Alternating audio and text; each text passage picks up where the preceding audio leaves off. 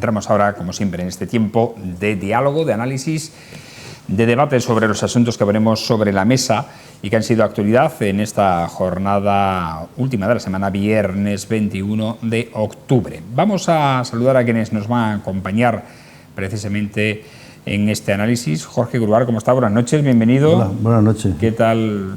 Bueno, todo este tiempo, este verano que te incorporas a esta nueva temporada, la 10ª de La Picota. Encantado de estar aquí. Hemos ido viendo y siguiendo todas las vicisitudes de nuestra región, pero bueno, vamos a hablar en positivo. De momento ya llueve, tenemos mucha actividad en nuestra Mérida turística. Vamos a enfocarlo por ahí. Bueno, por cierto, te veo en redes sociales muy activo asistiendo a los diferentes premios que se están otorgando en estas semanas. Sí, bueno, yo, formando parte de la Academia de Gastronomía, hemos estado en los premios Espiga, hemos estado en varios sitios y luego con el Club Senior, donde afortunadamente hay varios emeritenses que estamos ahí. Y bueno, pues hay que estar. Yo pienso que uno de los grandes problemas que tenemos en esta región, que protestamos, que no se hace nada, y en esta ciudad concretamente, y la representatividad, o la tienes o no la tienes. O lo haces o te quedas en tu casa, ¿no? Pero no puedes estar en determinados sitios luego sin aportar. Bueno, por ejemplo, en el Club Senior es muy importante la labor que se está haciendo, ¿no? Y en todos estos sitios yo soy partidario de que uno de los grandes problemas que tenemos en esta región, y lo digo siempre, ¿sabes?, en el tema empresarial, es la falta de representatividad en nuestra patronal, en las cámaras de comercio, que bueno, sabes que hay próximamente elecciones y tal, y ahí es donde yo creo que no solo a nivel regional, sino que la ciudad de Mérida necesitaría tener más representatividad. Y que los empresarios autónomos supiesen exactamente para qué sirve la Cámara de Comercio. Yo llevo 30 años y no sé no la he necesitado nunca, es verdad también, pero que no sé para qué está, sinceramente. En fin, Juan Viera, ¿cómo está? Buenas noches. Hola, buenas noches. ¿Cómo estás? Bien, estupendamente. Esperando, como comentaba Jorge, que caigan chaparrones, que llueva y que se recupere, bueno, la naturaleza extremeña, ¿no? Es importante, es importante. Y en general la naturaleza, ¿no?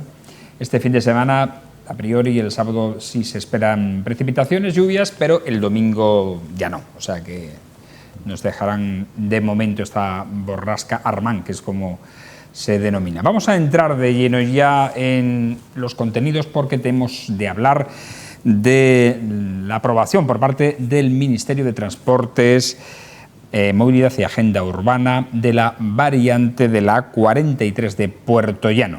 Estamos hablando de la variante norte. Ahí ven los posibles trazados, el trazado sur y el trazado norte, que nos pone nuestra compañera Maima Almendro.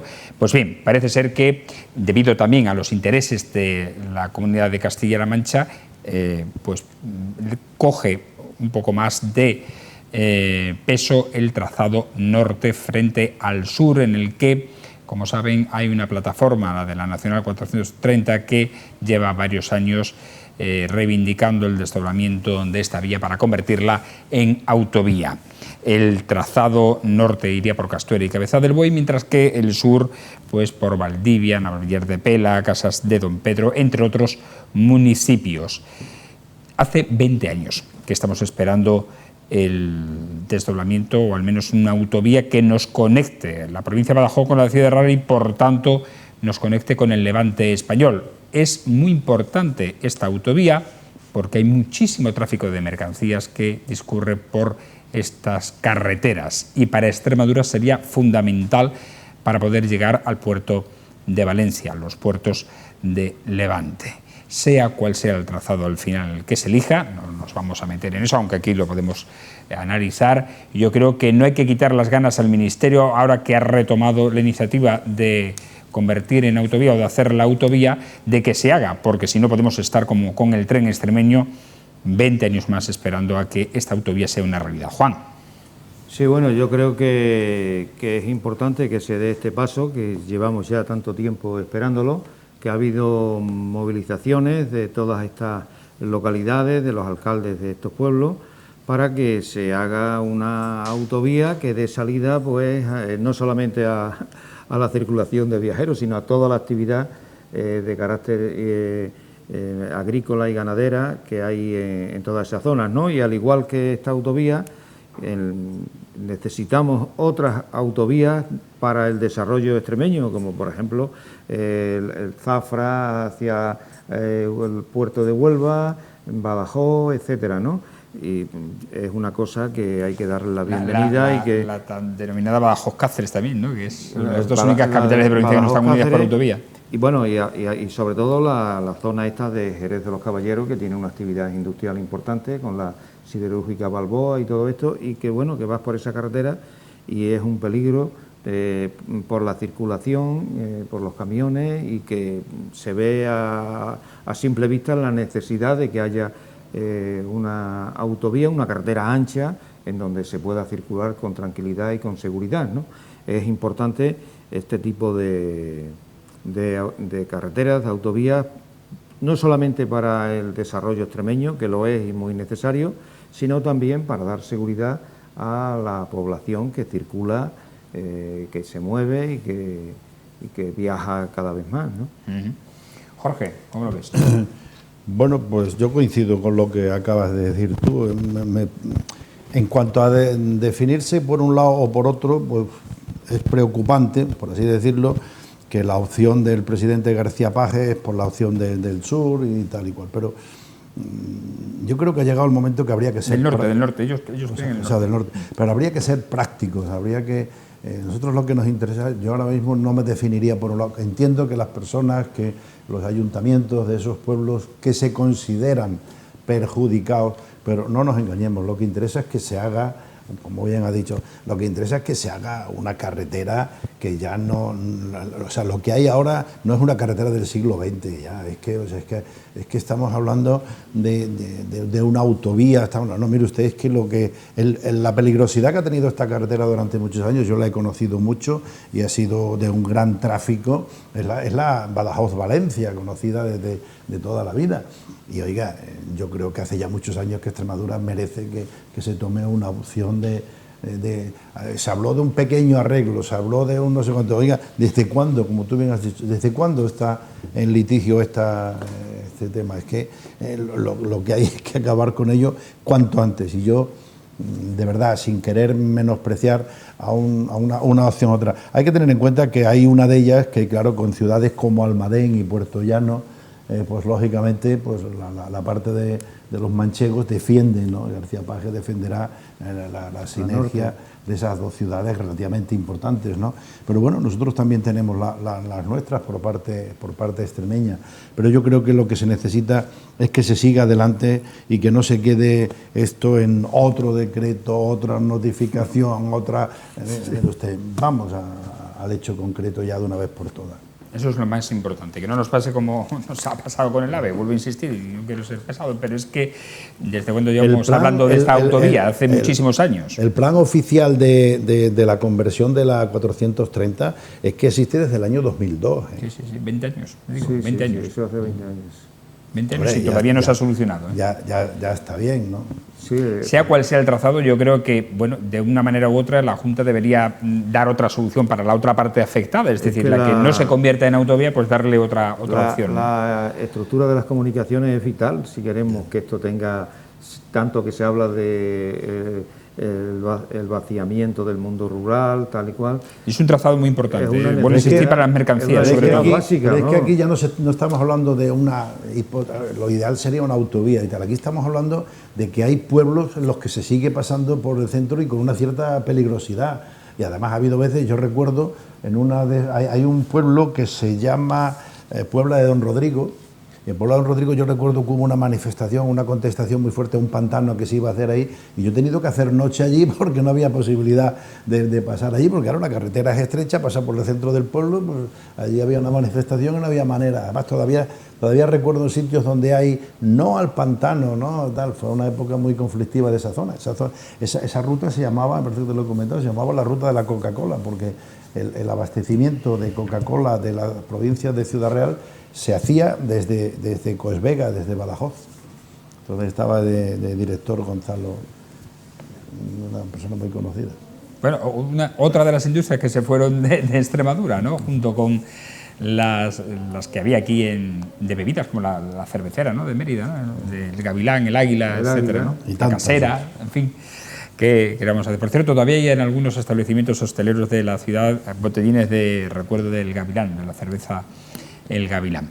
Vamos a otro asunto. En la actualidad política, la presidenta del Partido Popular de Extremadura y el portavoz del Grupo Parlamentario Ciudadanos han presentado ayer, concretamente, esta mañana en la sede del Partido Popular, una moción a los presupuestos generales del Estado. No le vamos a hablar de esto, sino de las calificaciones que ha recibido, que ha expuesto la presidenta del PP extremeño al anuncio del presidente de la Junta de Extremadura, Guillermo Fernández Vara, sobre los bonos gratuitos de transporte por autobús en las líneas regulares de autobús.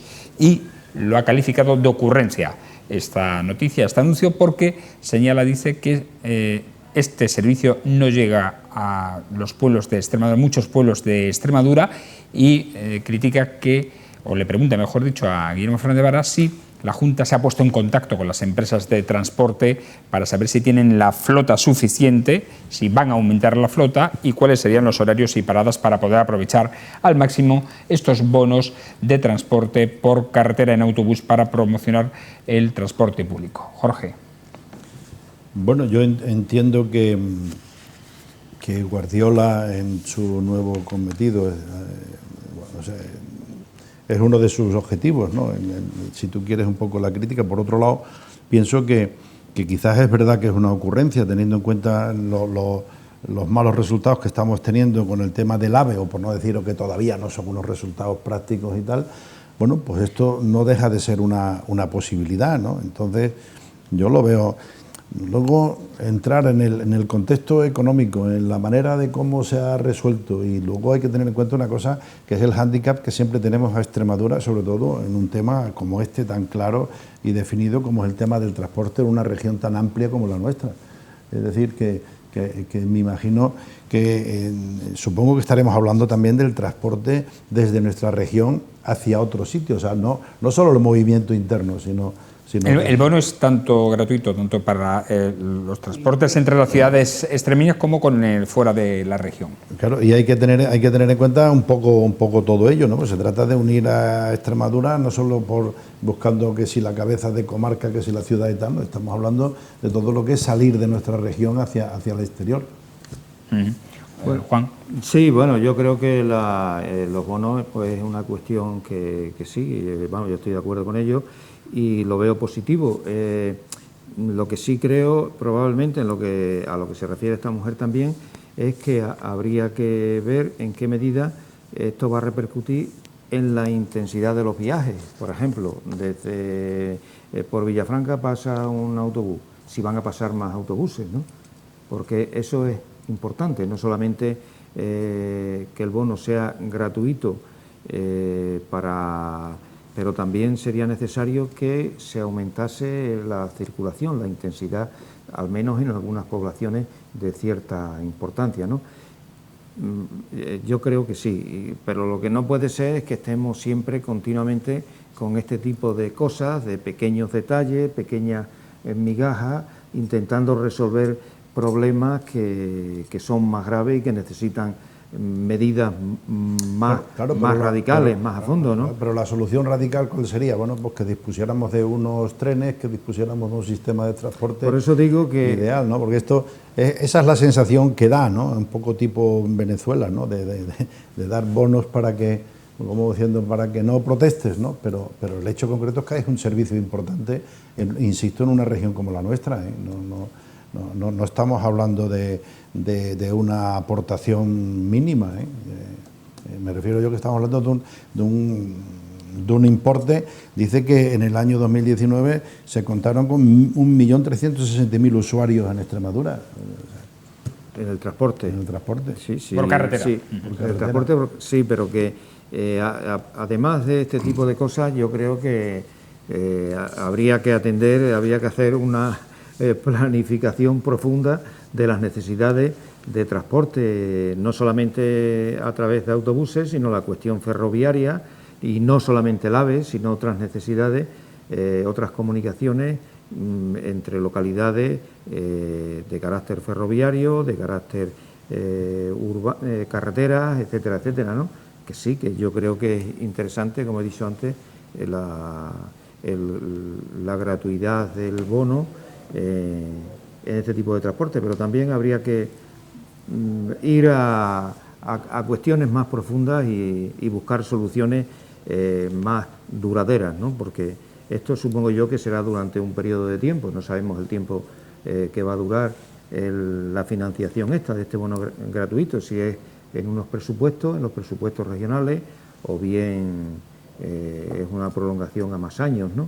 Yo decía que, hombre, que como medida es buena, entre otras cosas, porque puede ayudar a fijar la población en el territorio. Es decir, si tú tienes y ofreces estos bonos, hay muchas personas mayores que se tienen que desplazar entre pueblos para ir al médico, o para ir a comprar o para ir y tal, y eso puede ayudar a fijar el territorio para los estudiantes, para trabajadores, etcétera. Pero claro, si el servicio no llega a todos los pueblos, pero tiene que haber, de poco sirve. Fran, pero también tiene que haber una flexibilidad en la comunicación, porque hay gente que, o sea, si pones una hora determinada, hay gente que a una hora determinada no puede hacer ese viaje, sino que sí, pero como hubiese más flexibilidad en ese tipo de cosas, ¿no? Y después que sea como sea, lo hayan utilizado 1 millón de personas, el transporte no son soluciones para combatir el vaciamiento, la despoblación del mundo rural. Vamos, yo estoy convencido de eso. Pero no, eso es una medida más. Digo, hombre, ahí evidentemente hay que articular otras más. Que son ¿no? medidas es una medida que puede ayudar, ¿no? Que son medidas que tienen más un carácter de, no sé, de dar propagandístico, de dar una imagen de preocupación, pero que no van más allá. Sí, pero esto no puede ser provisional, esto hay que hacer una planificación. Imaginemos que hay gente que en determinado pueblo donde no son fáciles las comunicaciones han montado un tipo de negocio o han montado un tipo de negocio en base a que tiene una salida y una entrada con este transporte. Si al cabo de un tiempo esto deja de existir, prácticamente no estamos apoyando la planificación o la posibilidad de crear puestos, de crear que la gente, sobre todo que la gente joven se quede en nuestro pueblo. Uno de los principales hándicaps que hay son las comunicaciones, igual que está ocurriendo con la disponibilidad de entidades financieras, lo que está ocurriendo con los bancos, con los cajeros, todo esto. Es decir, si no le facilitamos la posibilidad de una comunicación, digamos, relativamente fácil, pues no va a ocurrir nunca. Y sostenida en el tiempo, evidentemente, que no sea solamente por esta coyuntura que estamos viendo. Supongo que por eso se ha hecho igual que el bono del ferrocarril, del tren, y que en las grandes ciudades está teniendo, yo pienso que su repercusión, y que no sea solamente coyuntural, efectivamente. Claro. Es decir, esto provisional debiera ser... Sí, es una buena medida, de acuerdo, pero además, quizás un poco lo que se pretende, pero te plantea una situación un poco especial, ¿no? Tú a la hora de hacer un presupuesto de un posible planteamiento a futuro, pues tú necesitas una estabilidad, ¿no? Necesitas la estabilidad del transporte, ¿no? Claro. Entonces, si solo vas a saber que va a durar un tiempo, a partir de ahí... Bueno, vamos a otro asunto. Quienes sí pueden estar algo más contentos en estos momentos son los empleados públicos, porque, como saben, se ha anunciado una subida salarial interanual que va desde 2022, prácticamente desde el próximo mes de noviembre, hasta el año 2024, hasta alcanzar una subida del 9,5% para poder adecuarla al IPC, dentro del acuerdo marco alcanzado entre el Ministerio de Hacienda y Función Pública y las dos fuerzas sindicales con mayor representatividad, UGT y Comisiones Obreras, en el marco del plan denominado A una Administración para el siglo XXI. De momento creo que es el 1,5%, ¿no?, lo que va a subir este año a los empleados públicos. A ver, bueno, el IPC está en el 10%. Por eso digo que esto es otra cosa que tiene también la propaganda y la difusión que se le está dando, pues es una venta más de algo que... Porque hay muchos sindicatos, el CESI se retiró de la negociación y hay otros sindicatos que no han participado en la negociación, pero que tienen también una presencia en el Estado español que no ven el asunto porque es por lo que tú has dicho, este año es 9,5% en un periodo de 3 años, 2022, 2023 y 2024. Se ha subido el 2%. De ese 9,5 será el 1,5, en definitiva este año será el 3,5% aproximadamente. Y el nivel de vida, el IPC ha subido entre unas cosas y otras el 10%, o sea que hay una pérdida de capacidad de consumo de los trabajadores de la administración pública.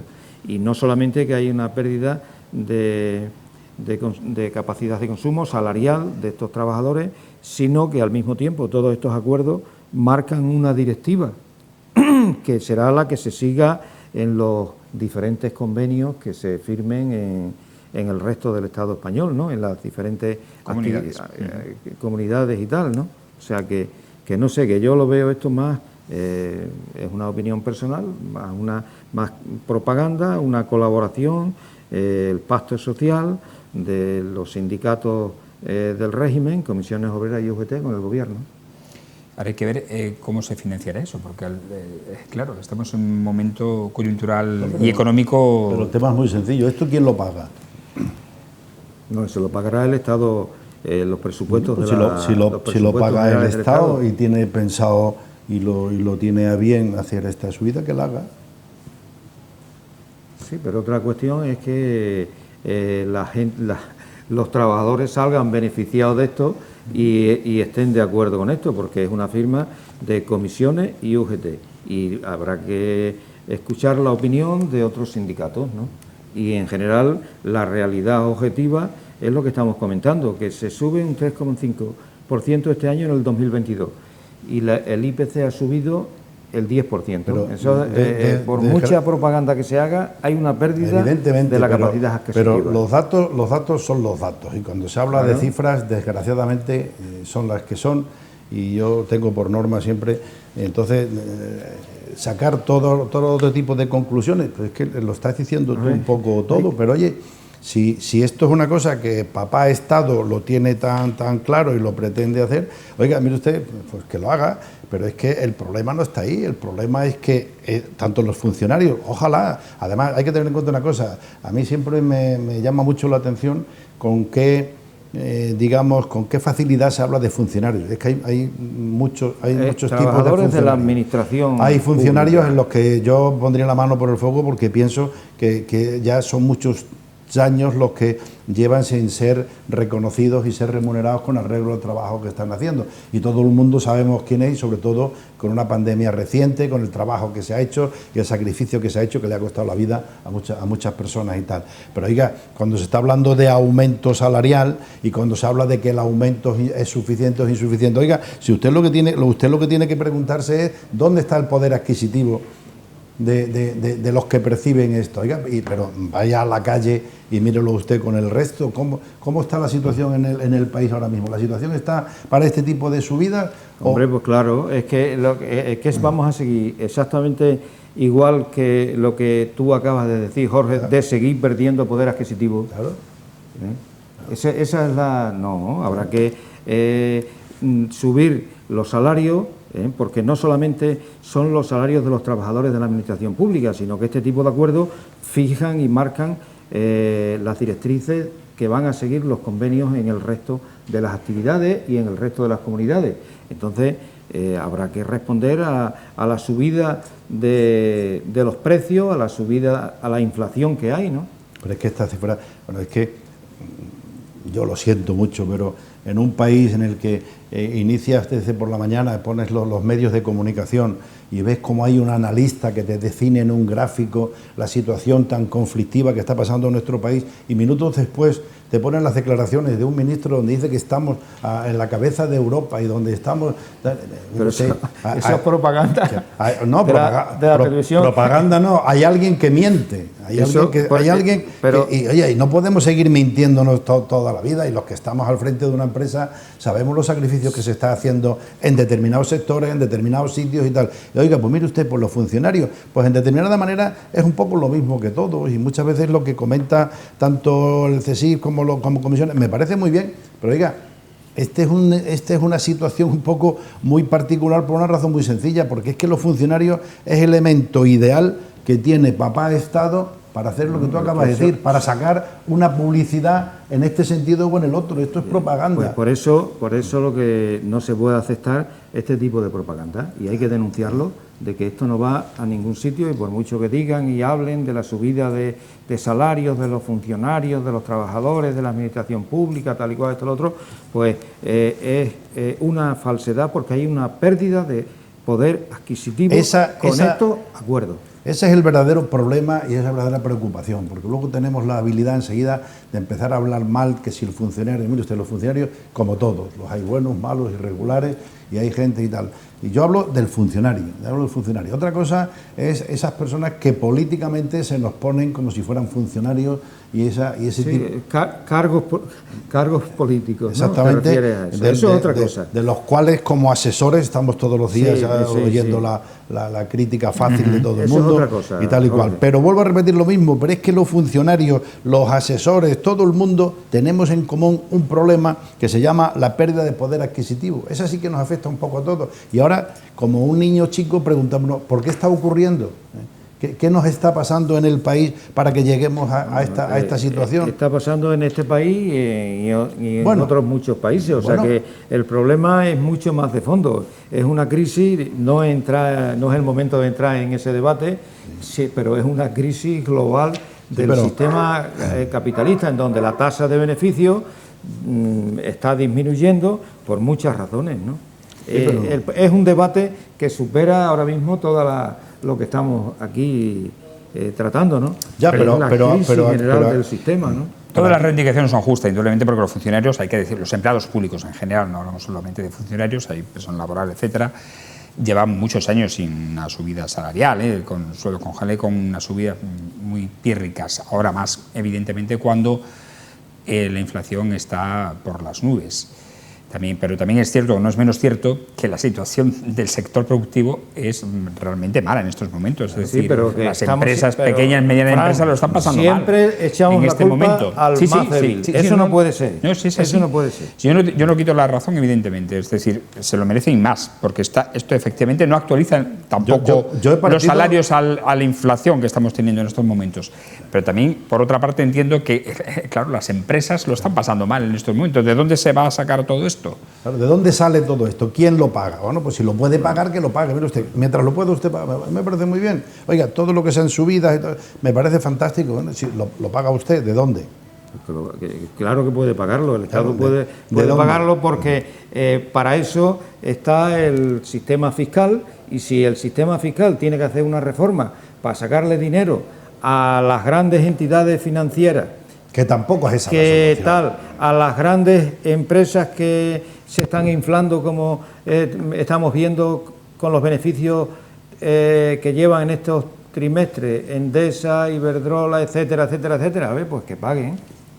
Pero ¿por qué no pasamos de esa teoría del rico y el pobre? Es que tal y cual, ¿y por qué no pasamos a esa teoría de que cuando en una familia las cosas van mal se aprieta el cinturón todo el mundo? Sí, aquí lo que no puede ser es que el cinturón solo se lo aprieten determinados sectores, personas, y yo por eso trato de pasar por encima, precisamente porque yo estoy totalmente de acuerdo con el tema de los funcionarios en general.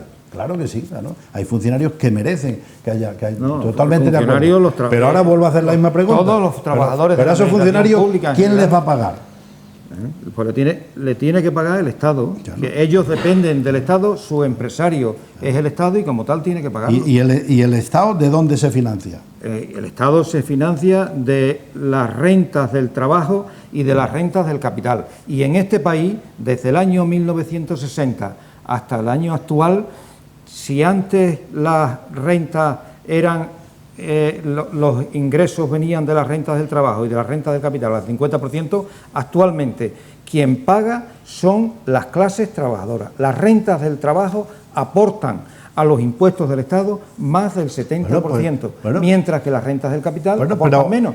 Porque, Jorge, termino ya, porque por lo que te he dicho anteriormente, porque hay un sector importante de la gente que tiene mucho dinero que no paga, que está en paraísos fiscales. Y eso que desde el acuerdo que hubo entre el Gobierno y las grandes entidades con el Código de Buenas Prácticas Financieras, un montón de grandes entidades, el Banco de Santander, el BBVA, Repsol, Iberdrola, han eliminado paraísos fiscales, empresas y sociedades que tenían en paraísos fiscales en el orden del 75%. Y se han comprometido a pagar impuestos sin la evasión que había anteriormente. Pero esa es la realidad. Entonces, lo que no puede ser es que siempre paguen los más débiles, hombre. Y dale con los débiles y dale. Claro, no, es así. Esa es la teoría de los ricos y de los pobres. Si aquí no se trata de que el rico... esto es la célebre... ¿Cómo se llama? La parábola esa. Mire usted, si yo lo que no quiero es estarte todo el día dándote pescado. Yo lo que quiero es que cojas la caña y puedas pescar. Claro. ¿Quién produce en este país? ¿Quién produce en este país? La clase obrera, los trabajadores. Los trabajadores. Son los que producen. Solo los trabajadores. Sí, el trabajo de los trabajadores. Bueno, el trabajo de los trabajadores. Vamos a continuar en esa línea. El empresario como trabajador... El empresario es un trabajador más. Por eso digo que también como trabajador. Estamos de acuerdo. Bueno, y la pérdida del poder adquisitivo no le afecta a ese trabajador. O sea, haciendo esto se soluciona el problema. Claro que se soluciona, A esa persona como trabajador le afecta, pero como más le afecta es en la cuestión del beneficio, si tiene que de ese beneficio tiene que contribuir al Estado. Sería mucho más amplio. Por eso te digo que yo te vuelvo a repetir un momento, o sea, te vuelvo a repetir un poco siguiendo en la teoría. Ahora mismo en la situación actual, pensar que la solución ante una circunstancia tan grave como está pasando el país, que la solución es subir los sueldos a los funcionarios, no deja de ser una mera propaganda, como tú acabas de decir, y no hay vuelta de hoja. Jorge, y perdona que ya termine. Nos vamos ya, tenemos que cerrar. Puede ser es que los fondos europeos que se han recibido, las grandes cantidades que se han recibido, la inmensa mayoría, el 90% de esos fondos, se lo lleven las grandes empresas. Cuando quieras un día hablamos de las grandes cantidades que han recibido las grandes empresas, porque ese es otro tema que habría que quedar un poco... Lo dejaremos para otro día, porque ahora ya sí nos tenemos que ir. Juan, están así. Claro, pero es que, un único dato, la pequeña y mediana empresa es el 99% en este país. Pues ese 99%... Pues ese es el que se está machacando, porque a la gran empresa, al rico... No le va a perjudicar nada. ¿Y qué te estoy diciendo yo de los impuestos? ¿A quién hay que ir a buscar? Bueno, nos vamos, señores, ha sido interesante este debate, pero tenemos que acabar y agradecer a nuestros picoteros, como siempre, su aportación y su análisis. Gracias, Juan, que tengas un buen fin de semana. Gracias. Igualmente, Jorge, que tengas un buen fin de semana. Gracias, igualmente. A ustedes, como siempre, agradecerles su atención y su fidelidad a esta casa, Televisión Extremeña, y a este programa En la Picota. Recuerden que nos pueden encontrar en las redes sociales, en Facebook, Twitter, YouTube, Instagram, y también en nuestra página web de televisionextremeña.com, donde se pueden informar de lo que acontece diariamente en nuestro entorno. La cita será el próximo lunes en torno a las 10 menos 25 de la noche, 21:35. Hasta entonces, buenas noches y sean felices.